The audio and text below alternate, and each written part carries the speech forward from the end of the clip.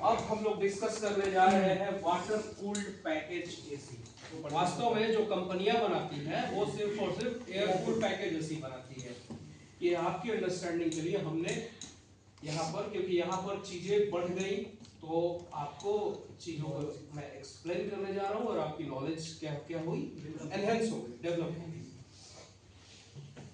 वापस इसी पैटर्न पर चलते हैं। पहला रेफ्रिजरेशन साइकिल पैकेज में, जैसे कि हम लोगों ने अभी थोड़ी ही देर डिस्कस किया कि थोड़ी देर पहले की 4 साइकिल है। पहला रेफ्रिजरेशन साइकिल, और चूंकि कंप्रेसर है तो कौन सा रेफ्रिजरेशन साइकिल इसमें एप्लीकेबल हो रहा है?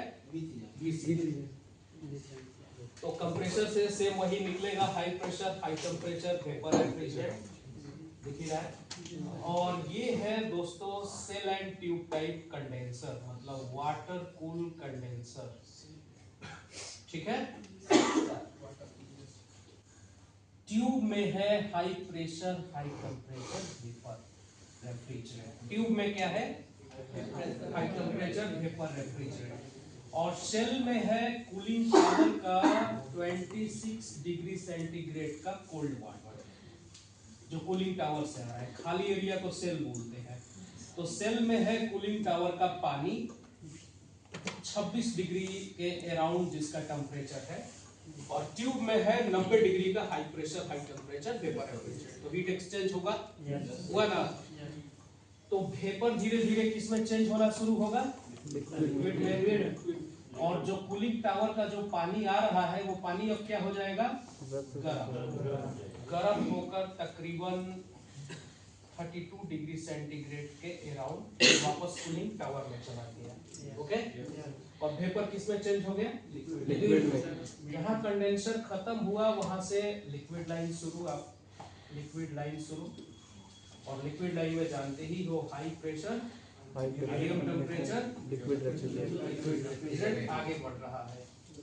फिर वही लिक्विड लाइन का ये एडिशनल कंपोनेंट, फिर ये एक्सपेंशन वाल्व, एक्सपेंशन वाल्व को क्रॉस किया तो low temperature low pressure liquid refrigerant. अब चिल्ड लिक्विड एकदम ठंडा 2-3 डिग्री के बराबर चिल्ड लिक्विड कहाँ इंटर कर रहा है? इवापोरेटर में। इवापोरेटर एयर कूल्ड ही रहेगा। यहाँ पर इवापोरेशन होगा, क्योंकि रूम की 38 डिग्री की गर्म हवा जब ठंडे इवापोरेटर के सामने से होकर गुजरेगा तो इवापोरेशन होगा, लिक्विड वेपर में चेंज होना शुरू होगा, और हवा जो 38 डिग्री का था वो ठंडा होकर कितना हो गया? 15 डिग्री एसिडिक से सप्लाई हो गया, और लिक्विड पूरा तरीका से वेपर में चेंज होने के बाद सक्शन लाइन से वापस पहला cycle complete. Second cycle oil cycle. अब वाटर कूल्ड सिस्टम में ऑयल सेपरेटर का काम होता है ऑयल को सेपरेट करके कंप्रेसर में भेज देना।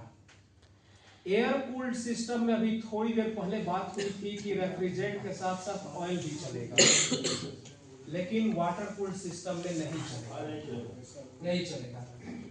अगर वाटर कूल्ड सिस्टम में ऑयल चलेगा तो कंडेंसर अंडर मेंटेनेंस आ जाएगा। ऑयल कंडेंसर में आएगा, कंडेंसर के ट्यूब का लेयर ब्लॉक होना शुरू होगा। किसी गिलास में तेल डाल दो, तेल का लेयर छन जाता है ना, वो धीरे धीरे गिलास में बैठना शुरू हो जाएगा। So second cycle oil cycle, जब कंप्रेसर से ऑयल निकलेगा high pressure high temperature vapour refrigerant के साथ ऑयल बाहर निकला डिस्चार्ज लाइन में, ऑयल सेपरेटर में आया, ऑयल सेपरेटर में छन गया, सेपरेट हो गया, रेफ्रिजरेंट आगे बढ़ जाएगा और इस लाइन से ऑयल वापस कंप्रेसर में चला जाएगा। इस लाइन को बोलते हैं oil return line. Oil separator में ऑयल सेपरेट हुआ, सेपरेट होकर वापस कंप्रेसर में। ये हुआ ऑयल साइकिल जो लगातार चलते रहेगा। जब कंप्रेसर से गैस निकलेगा ऑयल निकलेगा, ऑयल सेपरेटर में जाकर ऑयल सेपरेट हो जाएगा, और ऑयल रिटर्न लाइन से back to compressor. Oil cycle complete हुआ। थर्ड साइकिल, इसको होल्ड करते हैं। Third cycle condenser water cycle, ठीक है, ये पेंडिंग है। Condenser water cycle, condenser water cool condenser इस सिस्टम में यूज हो रहा है। तो कंडेंसर के में जब रेफ्रिजरेंट आएगा, उसके हीट को, रेफ्रिजरेंट के हीट को एक्सचेंज कराने के लिए we have a need for cooling tower. ठीक है, वाटर कूल्ड कंडेंसर जहां यूज होगा वहां कूलिंग टावर भी यूज होगा। कूलिंग टावर क्या है, कैसे काम करता है, वो सब बातें बाद में होंगी, अभी उधर ध्यान नहीं देने का है। अभी इतना ध्यान देने का है ये कूलिंग टावर है। कूलिंग टावर में जो कंडेंसर से पानी जाएगा, मेरा वर्डिंग पर ध्यान देने का है, कंडेंसर से जो पानी कूलिंग टावर में जाएगा वो पानी क्या रहेगा, गर्म। वो गर्म हुआ, कूलिंग टावर में कौन है भाई, क्या वो में वाटर की साइकिलिंग, कूलिंग टावर से 26 डिग्री सेंटीग्रेड के अराउंड ठंडा पानी कंडेंसर के सेल में जाएगा। सेल में कूलिंग टावर का ठंडा पानी, ट्यूब में high pressure high temperature vapour, heat exchange होगा किसके थ्रू, पानी के थ्रू। ट्यूब में है high pressure high temperature vapour refrigerant.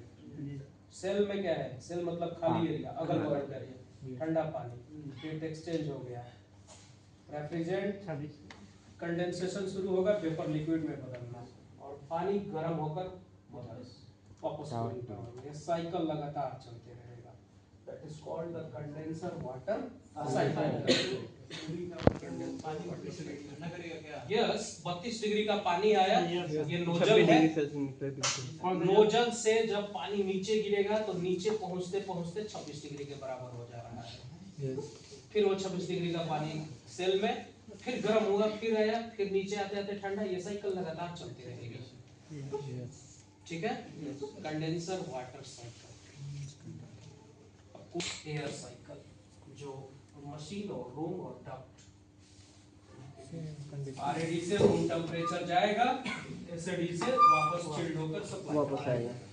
This is the working principle of water cooled system.